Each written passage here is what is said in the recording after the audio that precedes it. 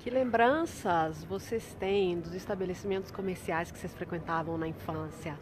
O cheiro, o balcão, o papel de embrulho, o barbante, o vendedor. O Gran Tour das Coisinhas hoje está nostálgico. Nós vamos falar sobre tradição e sobre como os italianos honram e valorizam, por meio da memória afetiva, seu passado, através dos locais por onde inteiras gerações passaram. No final, a gente vai querer saber das suas lembranças, de qual local do teu passado, aí na tua cidade, que você lembra, que você tem um afeto muito grande e que você gostaria de estar exatamente nesse momento, se você pudesse. Vamos lá?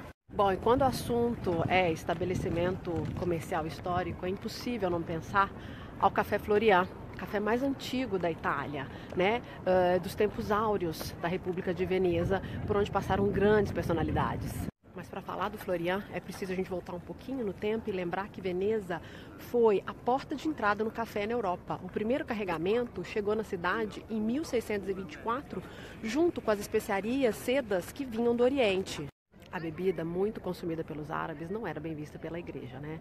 Mas o seu apelo afrodisíaco e excitante acabou tendo que ser tolerado. Por quê? O Papa Clemente VIII se rendeu à moda do momento. Os grãos, que inicialmente eram vendidos nas drogarias da cidade, logo caíram na graça do povo, né? Em 1683, abriram o primeiro café exatamente aqui na Praça São Marcos. Um século depois, eram mais de 200. Um dos primeiros foi inaugurado em 1720 por vontade de Floriano Francesconi e foi chamado de Alla Venezia Trionfante. Em pouco tempo, o local ficou conhecido como Florian. Por quê? Os venezianos, os habituês que frequentavam o local, em dialeto diziam "Andemo da Florian".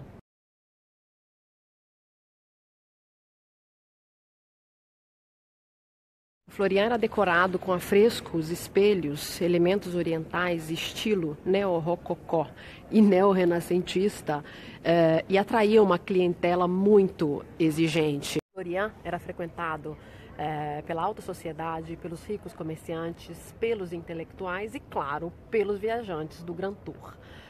Lord Byron e Henry James são nomes, alguns deles que estiveram por aqui. A sedutora Veneza de 1700, o Florian foi o primeiro café aberto também para as mulheres, né? Que eram cortejadas por um certo Casanova. Aqui também, Francesco Guardi tentava vender os seus primeiros quadros. Foi sentado aqui onde eu estou que Canaletto observava a paisagem que mais tarde ele iria retratar.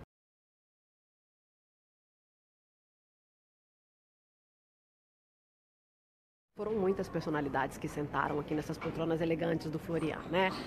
Turistas, venezianos, anônimos, que se emocionaram aí ao longo dos anos com essa orquestra maravilhosa que tem por aqui.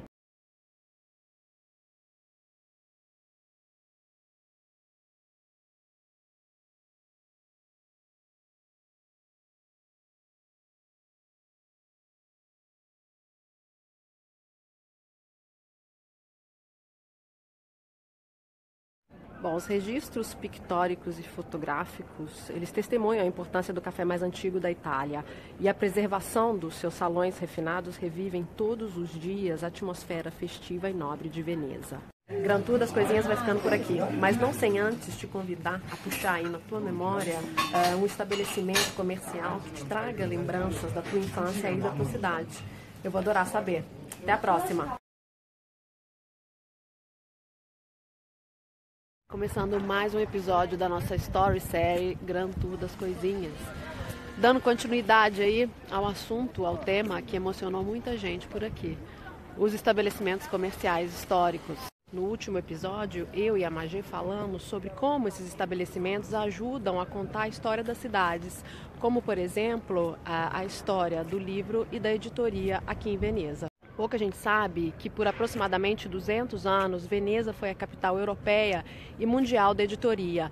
Nos anos 1500 existiam quase 500 tipografias e editorias na cidade. Tanto que uma lei de 1630 determinava que uma cópia de cada livro produzido em Veneza fosse doada aqui à monumental Biblioteca Martiana. O sucesso da indústria editorial em Veneza está intimamente ligado a uma característica forte da personalidade do veneziano, o empreendedorismo, né? Eles criaram um verdadeiro império quando começaram a olhar os livros do ponto de vista comercial, e isso eles sabiam fazer muito bem. A produção do papel, a impressão, eles controlavam toda a cadeia. E mais, aproveitavam os fôndacos, ou seja, os depósitos de mercadoria espalhados por toda a Europa e Oriente para distribuição, parte fundamental do processo. Vale lembrar que no século XVI a população de Veneza era altamente alfabetizada, junto com a população de Florença. Os livros eram vendidos e acessíveis a todos, inclusive por ambulantes que ficavam nas calles entre Rialto e São Marcos.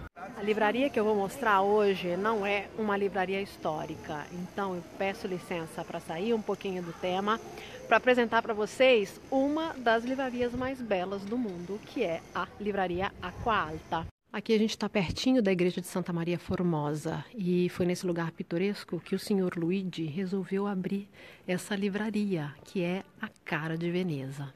Pensando no fenômeno que coloca a cidade literalmente debaixo d'água, ele deu o nome da livraria de Libreria Acqua Alta.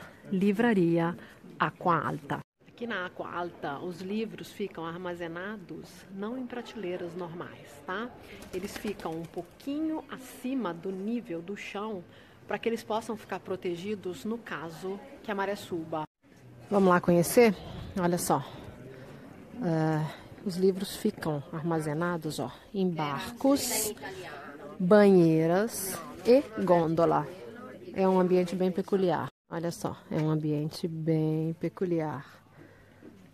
Tem esses objetos de decoração, as gôndolas que servem como prateleiras e essa imensidão de livros. A gente olha para isso e tem a impressão de que a gente não vai encontrar o livro que a gente quer. Tem um acervo grande de livros novos, livros usados e muitos livros que contam a história da cidade.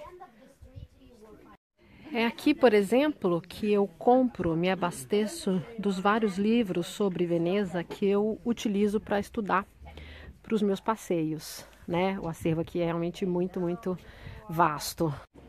Ponto alto da Acqua Alta é essa escadaria feita com livros. Olha só que legal. Tudo livro. E subindo essas escadas, vamos lá ver o que tem. Vem comigo.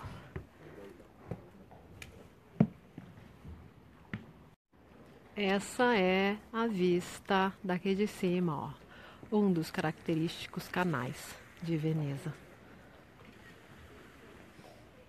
Não é barato? E essa gôndola aqui, já eu vou mostrar ela para vocês.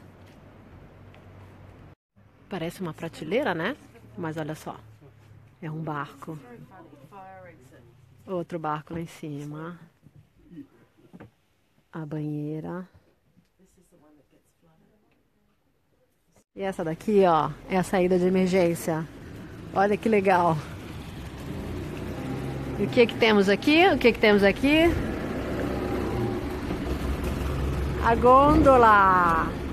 Se você visitar a Acqua Alta e não puder levar para casa um livro, aqui tem pôster, cartão postal, estampa.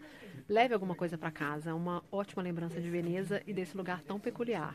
Eu vou ficando por aqui, espero que vocês tenham gostado e não deixem de passar lá no Milão nas Mãos, que a Magé está mostrando 2 estabelecimentos históricos de Milão. A gente te espera no próximo episódio do Grand Tour das Coisinhas. Até lá!